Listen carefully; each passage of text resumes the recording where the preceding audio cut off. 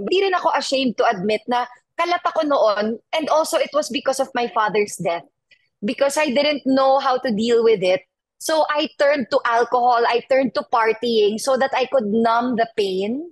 And then everyone was parang, I guess, pinagbibigyan ako kasi alam nilang may pinagdadaanan ako. So parang lahat ng tao nakikitang ganun yung behavior ko in public.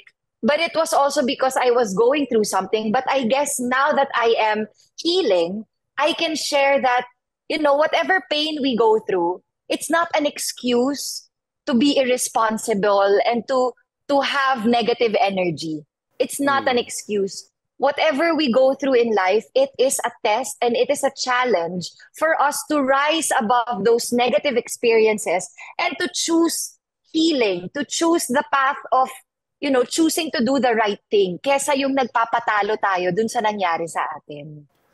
Okay, I know this may sound unfair, ha? Like parang, of course, some people probably would tell you na parang, anak ni Francis Magalona naman yan. I mean, showbiz royalty yan eh. Parang pain, pain, pain. Wala namang pain yan. Wala namang Oh. pinagdadaanan yan. 'Di ba? So parang entitled yan. Sobrang gets.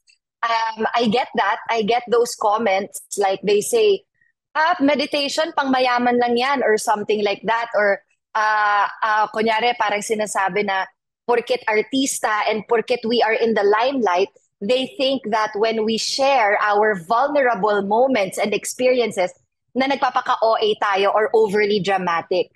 Feeling nila porket we are in the limelight or artista that we do not have the right to feel pain. But I'm here to share that whether you are in a different status, you come from a different background, whether we have different jobs, CEO man yan ng kumpanya o yung janitor ng kumpanya, it doesn't matter. We all go through pain. We all have And pains. we all have pains. And I'm not saying that some pains are bigger and more malala than others. We're not even supposed to be comparing. We are supposed to be holding space for each other. They may think na OA ako, pero my point is, I don't even have to divulge yung details ng pain na pinagdaanan ko eh.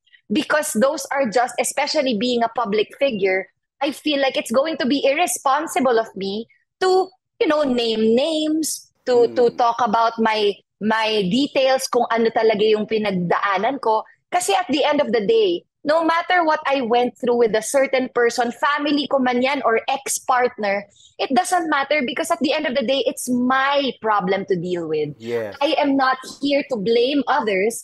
I understand that their actions, I cannot control it. I can only control the way I respond.